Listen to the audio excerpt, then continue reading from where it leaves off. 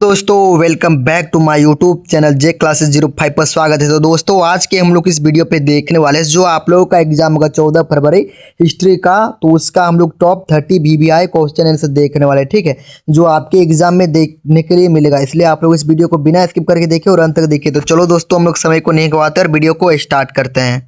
तो question number 1 में पूछा गया कि सिंधु सभ्यता के लोगों का दर्पण किसका बना हुआ था। तो एक का जो राइट उत्तर हो जाएगा वो ऑप्शन नंबर बी हो जाएगा, यानी कि तांबा का। ठीक है दोस्तों, अब क्वेश्चन नंबर 2 की ओर बढ़ते हैं। तो इसमें पूछा गया है कि सिंधु घाटी सभ्यता में प्राप्त 3 मुख्य वाले एक पुरुष देवता को योगी के मुद्रा में सिंहासन पर बैठे हुए दिखाया गया है, जिसकी पहचान पशुपति शिव के रूप में की है। तो इसका राइट उत्तर क्या हो जाएगा? तो 2 का हो जाएगा, ऑप्शन नंबर ए हो जाएगा, यानी कि जॉन मार्शल ने। ठीक है दोस्तों, अब क्वेश्चन नंबर 3 की ओर बढ़ते हैं। तो इसमें पूछा गया कि हड़प्पा सभ्यता का सबसे बड़ा नगर कौन था या कौन है। तो इसका जो राइट उत्तर हो जाएगा 3 का, वो आप लोगों का क्या हो जाएगा? तो मोहनजोदड़ो हो जाएगा। ठीक है, उसको हम लोग मृतकों का टीला के नाम से भी जानते हैं। अब क्वेश्चन नंबर हम लोग 4 की ओर बढ़ते हैं। तो इसमें पूछा गया है कि सिंधु घाटी सभ्यता में हल के प्रमाण किस स्थान से प्राप्त हुए हैं। तो इसका जो राइट उत्तर हो जाएगा वो कालीबंगा से प्राप्त हुआ है। कालीबंगा कहाँ पर है? तो राजस्थान में। ठीक है मेरे प्यारे दोस्तों, अब क्वेश्चन नंबर 5 की ओर बढ़ते हैं। तो इसमें पूछा गया है कि हड़प्पा और मोहनजोदड़ो के बीच की दूरी कितनी है। जो हड़प्पा है और मोहनजोदड़ो के बीच की दूरी कितनी है? तो 483 किलोमीटर है। ठीक है, तो 5 का option number B is the right उत्तर हो जाएगा। ठीक है, अब क्वेश्चन नंबर लोग 6 की ओर बढ़ते हैं मेरे प्यारे दोस्तों। तो इसमें जो पूछा गया है कि सिंधु घाटी सभ्यता का जुड़वा राजधानी थी। तो सिंधु घाटी सभ्यता का जो जुड़वा राजधानी थी जो मेरे प्यारे दोस्तों, वो आप लोगों का हो जाएगा हड़प्पा और मोहनजोदड़ो दोनों हो जाएगा। ठीक है, यानी कि हड़प्पा भी था और मोहनजोदड़ो दोनों था। ठीक है मेरे प्यारे दोस्तों, अब क्वेश्चन नंबर लोग 7 की ओर बढ़ते हैं। तो इसमें पूछा गया है कि निम्नलिखित में से किस पदार्थ का उपयोग हड़प्पा काल की मुद्राओं के निर्माण के मुख्य रूप के लिए किया जाता था। तो किसके लिए किया जाता था मेरे प्यारे दोस्तों? तो उसको बनाने के लिए हम लोग सेलखड़ी का यूज करते थे। ठीक है, यानी कि मुद्रा बनाने के लिए। ठीक है, समझ में आ गया। अब क्वेश्चन नंबर बढ़ते हैं हम लोग 8 नंबर की ओर मेरे प्यारे दोस्तों। तो इसमें जो पूछा गया है कि हड़प्पा सभ्यता का प्रशासन किस प्रकार का था।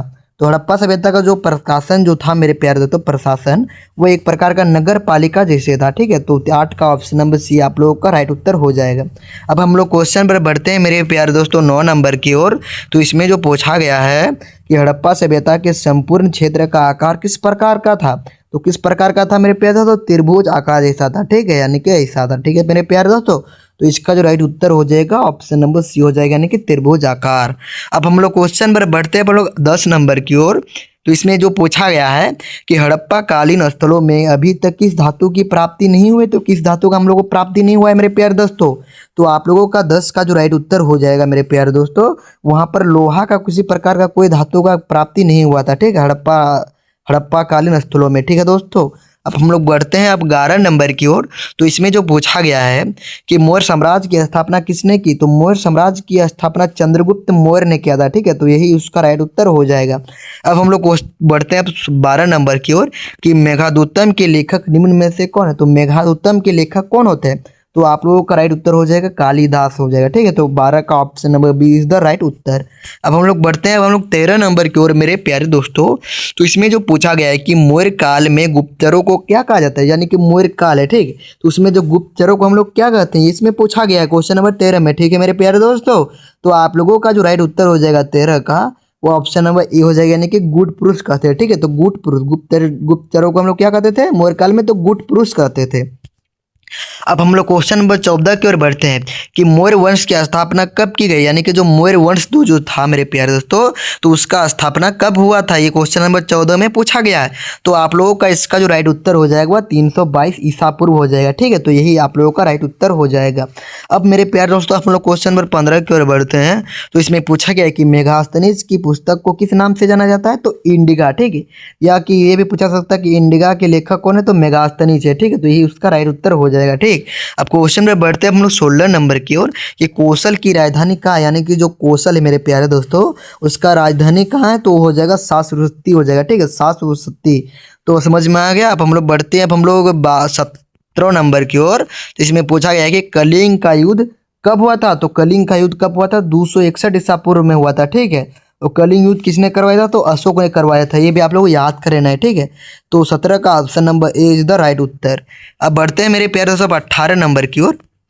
तो इसमें पूछा गया है कि भारत में सर्वप्रथम सोने के सिक्के जारी करने वाला शासक कौन था, यानी कि सोना का सिक्का सर्वप्रथम किसने किया था, तो ये हो जाएगा हिंद यूनानी ने किया था। किसने, तो हिंद यूनानियों ने ही भारत में सर्वप्रथम सोने का सिक्का जारी किया था, वो शासक था। ठीक मेरे प्यारे दोस्तों, समझ में आ गया। क्वेश्चन पर बढ़ते हैं 19 नंबर की ओर कि मथुरा किसकी राजधानी थी। जो मथुरा जो था मेरे प्यारे दोस्तों, वो कहाँ का राजधानी था, ये पूछा जा रहा है। तो आप लोगों का 19 का जो राइट उत्तर जो होगा वो ऑप्शन नंबर 1 हो जाएगा, यानी कि ए हो जाएगा, यानी कि सुरसैन हो जाएगा। ठीक है, सुरसैन। अब हम लोग बढ़ते हैं 20 नंबर की ओर कि विमान मंदिर के किस भाग को कहा जाता है, यानी कि जो विमान मंदिर है वो किस भाग को कहा जाता है, तो गर्भगृह के ऊपर की आकृति। ठीक है, तो इसी को हम लोग कहते हैं। ठीक है, विमान मंदिर के किस भाग को कहा जाता है, तो जो गर्भगृह है तो उसके ऊपर की जो आकृति होती है उसी को हम लोग कहते हैं। ठीक है, तो समझ में आ गया। अब हम लोग बढ़ते हैं, अब हम लोग 21 नंबर की ओर कि बौद्ध दर्शन किसमें संकलित है, यानी कि जो बौद्ध दर्शन होता है वो किसमें संकलित होता है मेरे प्यारे दोस्तों, तो वह हो जाएगा आप लोग का सूत पिटक में। ठीक है, यानी कि option number A is the right उत्तर। अब राइट आंसर क्वेश्चन नंबर 22 कि भगवान बुद्ध का जन्म किस देश में हुआ था। जो भगवान जो बुद्ध जो थे उसका जन्म किस देश में हुआ था, ये तो आप लोगों का जो इसका जो राइट उत्तर हो जाएगा 22 का, वो आप लोगों का नेपाल में हुआ था। कहाँ पर, तो नेपाल में। अब हम लोग क्वेश्चन नंबर 23 की ओर बढ़ते हैं मेरे प्यारे दोस्तों। तो इसमें जो पूछा गया है कि महावीर की मृत्यु कहाँ हुई थी। जो महावीर स्वामी जो थे उसका मृत्यु कहाँ हुई थी, तो आप लोगों को याद करना है वो पावापुरी में हुआ था। ठीक है, तो 23 का option number C is the right उत्तर। अब हम लोग बढ़ते हैं अब 24 नंबर की ओर मेरे प्यारे दोस्तों। तो इसमें पूछा गया है कि त्रितरण सिद्धांत सम्यक दर्शन सम्यक आचरण किस धर्म की महिमा है, तो आप लोगों का ये जो हो जाएगा वो जैन धर्म हो जाएगा। क्या होता है, जैन धर्म आप लोगों का परम सत्य राइट उत्तर हो जाएगा। अब हम लोग क्वेश्चन पर बढ़ते हैं, अब हम लोग 25 नंबर की ओर। तो पूछा गया है कि महावीर स्वामी का जन्म कब हुआ, तो महावीर स्वामी जी का जन्म जो हुआ था मेरे प्यारे दोस्तों वो 540 ईसा पूर्व में हुआ था, ये ध्यान देना है। और पूछा जा सकता है कि गौतम बुद्ध का जन्म कब हुआ था, तो आप लोग वो भी याद करना है कि 563 ईसा पूर्व में हुआ था। ठीक है दोस्तों, अब क्वेश्चन नंबर 26 की ओर बढ़ते हैं। तो इसमें पूछा गया है कि महात्मा बुद्ध के प्रिय शिष्य कौन थे, तो महात्मा बुद्ध जो थे उसके प्रिय शिष्य कौन थे, तो आप लोगों का इसका जो राइट उत्तर जो हो जाएगा वो आनंद हो जाएगा। ठीक है, तो 26 का ऑप्शन नंबर है, और इसका जो दामाद जो था वो जामिल था। ठीक है, तो 26 का ऑप्शन नंबर ए हो जाएगा, लेकिन उसका दामाद पूछा जाएगा कि महात्मा बुद्ध का दामाद कौन था, तो जामिल था। ठीक, याद कर लेना है। अब क्वेश्चन में बढ़ते हैं हम लोग 27 नंबर की ओर मेरे प्यारे दोस्तों। तो इसमें जो पूछा गया है कि जैन परंपरा के अनुसार प्रथम तीर्थकर कौन थे, तो प्रथम तीर्थकर पूछा जाएगा तो आप लोगों को हमेशा याद करना है वो ऋषभ देव। और आप लोगों को 23वें तीर्थकर पूछा जाएगा तो ये याद करना है पार्श्वनाथ। और 24वें यानी कि 24वें पूछा जाएगा तो आप लोगों को याद करना है कि क्या हो जाएगा, तो महावीर स्वामी। और अंतिम पूछा जाएगा तो वो भी महावीर स्वामी है। जितना भी मैंने बताया उसमें से एक क्वेश्चन हर साल ही आता है, आप लोग ध्यान से इसका भी याद कर लेना है। ठीक, समझ में आ गया। अब क्वेश्चन बढ़ते हैं 29 नंबर की, आयन एकबरी के लेखक कौन है। जो आयन एकबरी है मेरे प्यारे दोस्तों उसके लेखक आप लोगों का क्या हो जाएगा, तो 29 का ऑप्शन नंबर क्या हो जाएगा, तो 29 का ऑप्शन नंबर बी हो जाने कि अबुल फजल है। कौन है, तो अबुल फजल को हम लोग आयन एकबरी के लेखक है। ठीक, समझ में आ गया।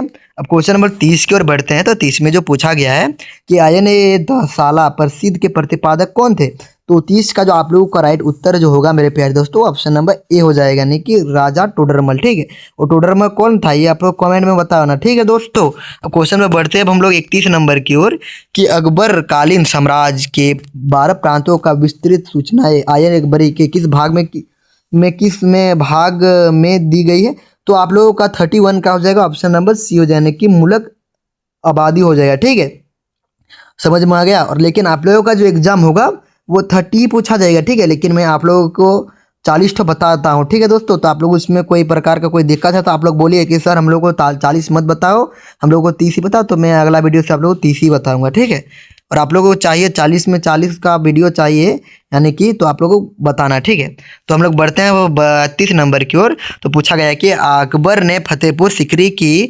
इबाद खाना का निर्माण कब कराया, तो मेरे प्यारे दोस्तों 32 का जो हो जाएगा आप लोगों का वो ऑप्शन नंबर बी हो जाएगा, यानी कि 1575 हो जाएगा। ठीक है, तो 32 का ऑप्शन नंबर बी हो जाएगा। ठीक है मेरे प्यारे दोस्तों, अब हम लोग क्वेश्चन नंबर 33 की ओर बढ़ते हैं। तो इसमें पूछा गया है कि बाबर द्वारा रचित तुजक ए बाबरी किस भाषा में लिखा गया है, तो ये जो लिखा गया था मेरे प्यारे दोस्तों वो आप लोगों का लिखा गया था 33 में हो जाएगा ऑप्शन नंबर सी तुर्की भाषा में लिखा गया था। ठीक है, बाबर नामा किस भाषा में लिखा गया था, तो तुजक ए बाबरी या बाबरनामा तो तुर्की भाषा में, ये भी याद कर लेना है। अब हम लोग क्वेश्चन नंबर 34 नंबर की ओर बढ़ते हैं कि बादशाह नामा के रचयिता कौन है। यानी कि जो बादशाह नामा है उसके रचयिता कौन है, तो 34 का आप लोगों का हो जाएगा अब्दुल हामिद लोहरी, इसका राइट उत्तर हो जाएगा। लोहरी नहीं है दोस्तों, लाहौरी है, ठीक है। अब हम लोग क्वेश्चन में बढ़ते हैं 35 नंबर की ओर कि अकबर का जन्म 542 ईस्वी में कहाँ पर हुआ था। तो उसका जो जन्म हुआ था मेरे प्यारे दोस्तों वो अमरकोट में हुआ था, ठीक है। तो कहाँ पर हुआ था, तो अमरकोट। और देखो अकबर का वित्त मंत्री कौन था, तो मैंने आप लोगों को बताया था टोडरमल, इसका राइट उत्तर हो जाएगा, ठीक है मेरे प्यारे दोस्तों। अब क्वेश्चन नंबर 37 की ओर बढ़ते हैं कि कृष्णदेवराय किस वंश से संबंधित थे। यानी कि जो कृष्णदेवराय जो थे मेरे प्यारे दोस्तों वो किस वंश से संबंधित थे, ये क्वेश्चन नंबर 37 में पूछा गया है। तो आप लोगों का इसका जो राइट उत्तर हो जाएगा 37 का ऑप्शन नंबर सी हो जाएगा, तुलु वंश से थे। किस वंश से, तुलु वंश, ठीक है। 37 का ऑप्शन नंबर सी। अब हम लोग क्वेश्चन नंबर 38 की ओर बढ़ते हैं। तो इसमें पूछा गया है कि विजयनगर साम्राज्य का सर्वश्रेष्ठ शासक कौन था। तो सर्वश्रेष्ठ शासक जो था मेरे प्यारे दोस्तों वो 38 का क्या हो जाएगा, तो ऑप्शन नंबर डी हो जाएगा, कृष्णदेव राय था, ठीक है। अब क्वेश्चन नंबर 39 की ओर बढ़ते हैं कि बहमनी साम्राज्य की स्थापना कब हुई। जो बहमनी साम्राज्य जो था उसकी जो स्थापना हुए थे वो 1347 ईस्वी में हुई थी। अब हम लोग बढ़ते हैं, अब हम लोग 40 नंबर की ओर कि यूनेस्को ने हम्पी को इस पुरातत्व स्थल कब घोषित किया। तो 40 का ऑप्शन नंबर ए हो जाएगा, यानी कि 1986 में, ठीक है। तो मैंने आप लोगों को पार्ट 3 भी बता चुका हूँ अगला वीडियो में, लेकिन ये आप लोगों का पार्ट 4 है, ठीक है। तो आप लोग को पार्ट 5 चाहिए तो आप लोग कमेंट कीजिए, मैं आप लोगों के लिए पार्ट 5 तुरंत बनाने का प्रयास करूँगा। जय हिंद, वंदे मातरम।